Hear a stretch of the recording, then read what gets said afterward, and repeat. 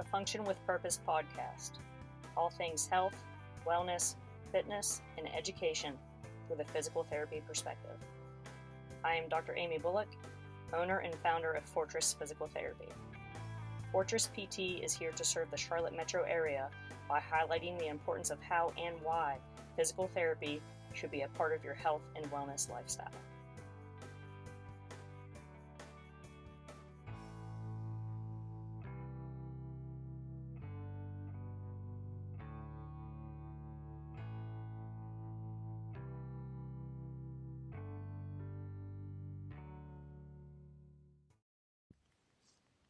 Here we go.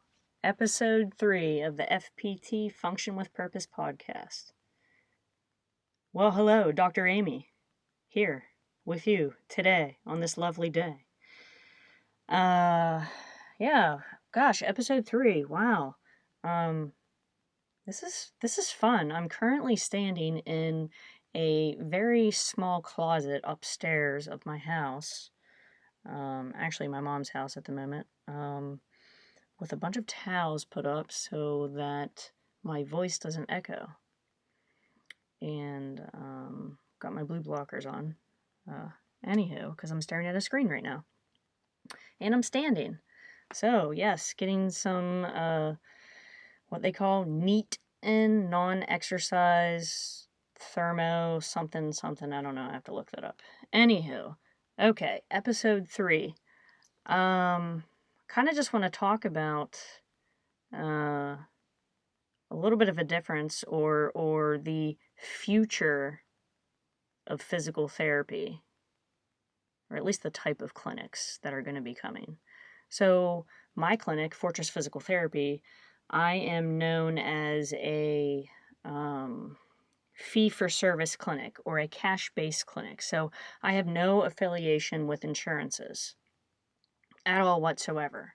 I used to work for clinics that do, who do have affiliations with insurances such as Medicare, such as Cigna, Blue Cross Blue Shield, or Humana.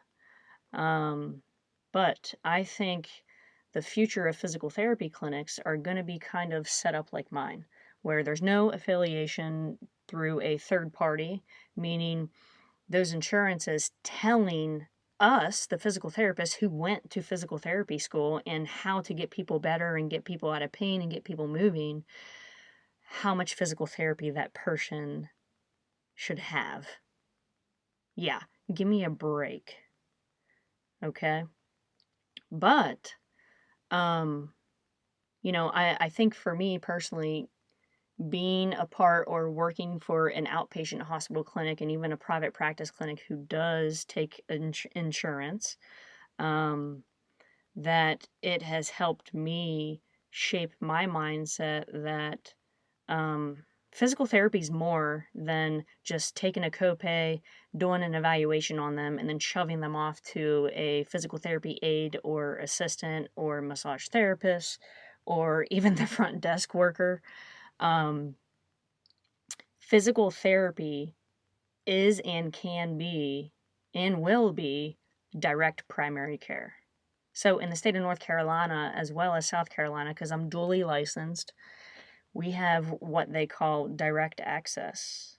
So meaning you don't need to see a physician first in order to see a physical therapist. You could be walking along on the sidewalk and see Fortress Physical Therapy on the side by Middle James Brewery with a beer in your hand and say, that's right. My back was hurting the other day. Oh my God, they have a physical therapist in there. Well, let me go check him out. Let's see what's up with that. Well, guess what? You just made the first step to becoming a better you, to have a professional look at what's going on to make you better. That is going to be the future of PT, where there's going to be these little physical therapy clinics in these health facilities or exercise facilities, CrossFit gyms, Planet Fitness, Crunch Fitness, or 24-hour fitness, whatever they're called now, I don't know, YMCAs, that they have these little physical therapy clinics hopefully one who is privately owned by a physical therapist and not affiliated with insurances, that it is a one-shot, one-stop type clinic. Physical therapy is direct primary care. You get a bum shoulder, you try to rehab it from Dr. Google. Don't do that. See someone who knows what they're doing. And you can just walk right in and get on the schedule for that physical therapy session for the day, or set up something later that week. And there you go. You're starting your process outright to taking care of what's going on. But outpatient hospital-based clinics or insurance-based physical therapy clinics, after working for a couple clinics like that, as a provider, you are literally, and I thought, oh my gosh, like, I cannot picture myself doing this for the next 30 years of my life.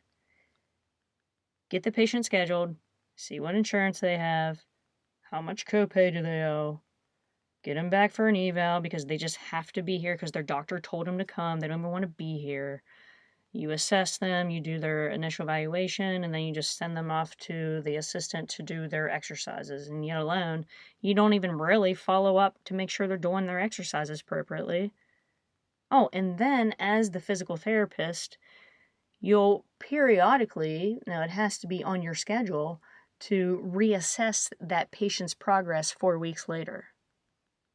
Because their insurance told them that they need a reassessment and they need proof that physical therapy is either helping or not helping, or that patient is staying the same. Then that determines how much more or less physical therapy they need. Because someone sitting behind a desk that works for an insurance company is telling you, the physical therapist who went to school for physical therapy, how much that patient who is recovering from a total knee replacement, how much or how many physical therapy visits that person needs. Well, guess what? That patient might have several comorbidities, meaning high blood pressure, cholesterol, poor nutrition, decreased bed mobility. Maybe they're not active throughout the day, so they can't walk 100 yards without getting out of breath. But yet the insurance company says, well, based on your reassessment, this patient can only get 4 more visits for their total knee replacement that they had 4 weeks ago. What? You kidding me? So that is one reason why, me personally, after working for the man, now I am the woe man, that insurance companies don't tell me what to do. I think I'm capable enough and educated enough to be able to speak to my patients and be straight up with them and say, hey, your shoulder, I think we need to see another visit. Let's set up something next week, 7 days from now. Then when we get to that point, we might need to space this out, because the goal is to get you to be your own advocate. So that when you do come into physical therapy once a month or once every 6 weeks, you tell me what to do. Because this is you. This is the patient. You are trying to make this patient resilient and creating the best health and wellness profile for them in order for them to live pain-free, move well, move often, function with purpose, right? Gosh, I hate insurance companies. I hate them. I had a little spiel myself. I remember, I had a physical in 2019. I get my yearly physical, so this was January 2019. And I have this type of insurance. It's like that Christian insurance where I do have a premium that I have to pay every month. But I know that my premium that I pay actually helps someone in need. So that it might help that patient who is recovering from a total knee replacement, that I'm helping pay for their bills. So I went in for my physical. Sorry, I got a little sidetracked there. Went in for my physical, and I'm not going to name the hospital here locally, but they sent in the bill to my insurance to the wrong type of insurance.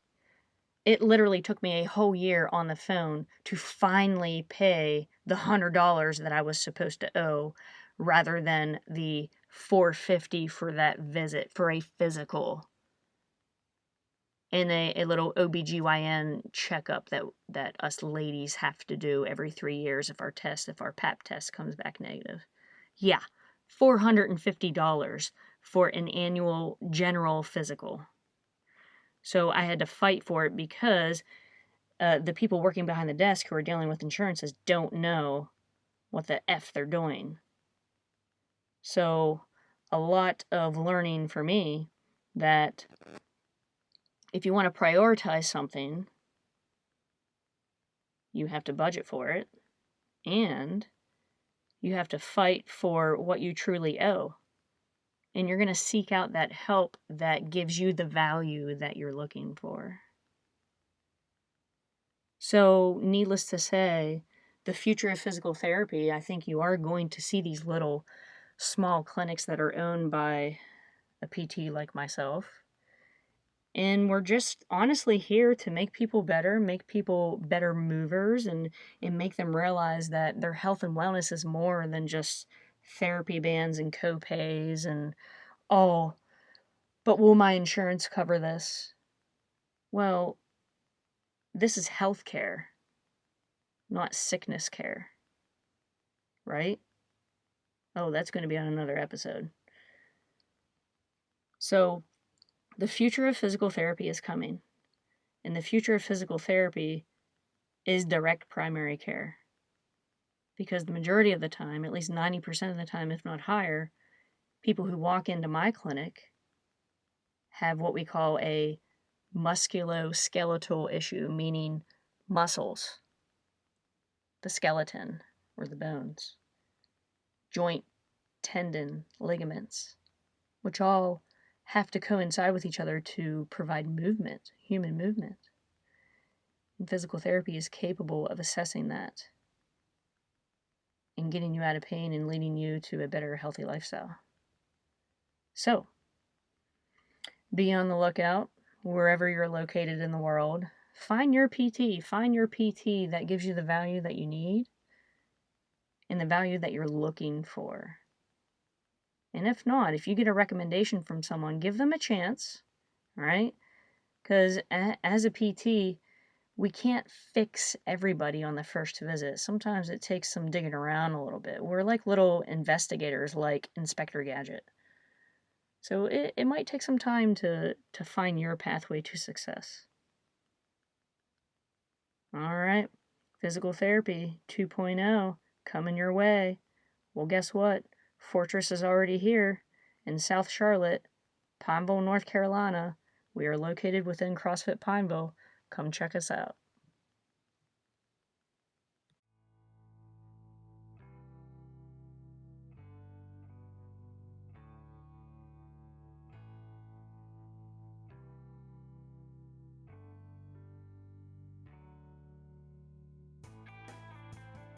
That's a wrap for today's episode, Function with Purpose podcast. For more information on this episode, check out the show notes within your podcast app. Be sure to subscribe, like, share, or drop your comments and questions below. You can also follow us on Facebook, Twitter, Instagram, YouTube, and LinkedIn. Thanks for the listen. Pursuit, precision, purpose.